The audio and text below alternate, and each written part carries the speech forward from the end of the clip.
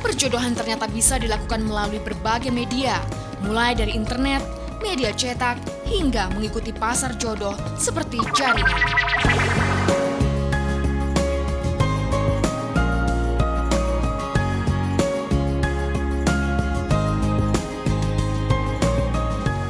Bermacam cara dilakukan oleh manusia untuk mencari calon pendamping hidupnya, seperti halnya jaringan.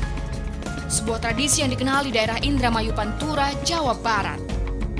Jaringan atau yang lebih dikenal sebagai pasar jodoh parean merupakan sebuah tradisi pencarian jodoh yang rutin dilakukan setiap malam Selasa. Sebuah fakta mencuat, tradisi jaringan membuat penduduk sekitarnya menikah dalam usia muda. Pada saat muda-mudi setempat mengikuti jaringan, rata-rata usia mereka baru menginjak 15 tahun. Sehingga bila terjadi pernikahan, usia mereka pun tak akan jauh berbeda. Tak hanya itu, ada sebuah stigma masyarakat yang menganggap anak gadis yang telah berusia 17 tahun namun belum menikah adalah seorang perawan. Tepat di sebuah alun-alun sekitar pukul 10 malam, para muda-mudi pun sudah mulai berkumpul untuk melakukan jaringan. Di tengah keremangan malam, para muda-mudi yang berumur sekitar 12 hingga 20 tahun berbaur untuk benar-benar mencari calon pendamping hidupnya. Lantas, apa saja yang biasa mereka lakukan selama mengikuti jaringan? Ya biasa bercanda kayak tadi tuh. Kalau ada cowoknya minta perhatiannya gitu. Ya kumpul sama temen terus ke kenalan-kenalan sama cewek-cewek gitu.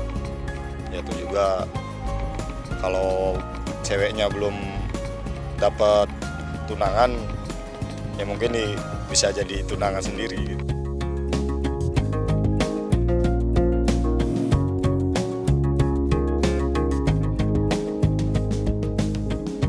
Perjodohan ternyata bisa dilakukan melalui berbagai media, mulai dari internet, media cetak, hingga mengikuti pasar jodoh seperti jaringan. Namun, bagaimana dengan perjodohan dalam Islam sendiri? Adakah aturan khusus yang harus dilakukan oleh para pencari jodoh?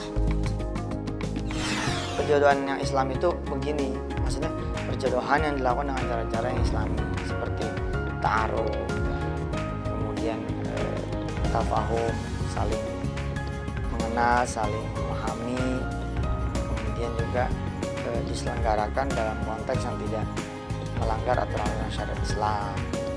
Dan perjodohan itu kan juga sebenarnya adalah pertemuan antara calon dua keluarga gitu.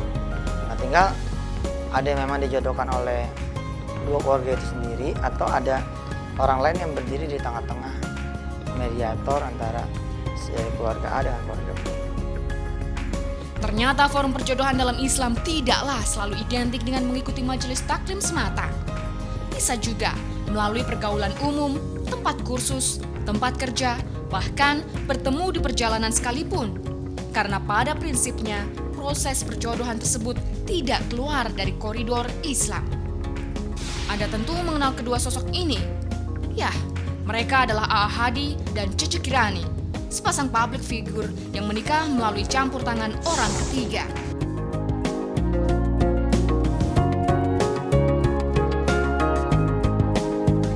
Dengan prinsip dasar yang tak ingin mengotori kesucian hati, maka tiga prinsip dasar pun dipegang oleh kedua anak Adam ini. Menjauhi hal-hal yang mendekati perzinaan, tidak menimbulkan fitnah, dan dalam proses perkenalan selalu melibatkan orang ketiga, bahkan keluarga. Biasa kalau pergi rame-rame itu ya? Iya, biasanya sih selalu melibatkan keluarga. Kayak kita ke tempat wisata gitu. Nggak berdua gitu, rame-rame, kadang bawa rombongan gitu ya, atau dari pihak kita bawa rombongan, jadi nggak pernah berdua gitu, berjamaah ngumpul aja sama keluarga. Dan tentang persiapan tentang menikah pun senantiasa melibatkan keluarga. Ya alhamdulillah sampai saat ini pun karena dari awal keluarga selalu dilibatkan, setelah menikah pun kita tetap bisa kumpul dengan keluarga. Pada dasarnya cara mencari jodoh tidaklah bersifat kaku, namun diharuskan melibatkan hati dan perasaan. Dalam setiap proses perjodohan, setiap mak comblang atau orang ketiga yang menjodohkan harus mempertimbangkan kondisi kedua calonnya. Apakah memang telah siap untuk memasuki pintu gerbang sebuah pernikahan? Lalu, bagaimanakah MUI memandang biro jodoh atau perjodohan? Berjodoh boleh saja selama tidak melakukan yang haram. Misalnya kalau berjodoh mesti dalam perkenalan itu pelukan misalnya gitu. Nah itu nggak boleh. Tapi pelukannya itu yang nggak boleh. Berjodohnya tetap boleh gitu.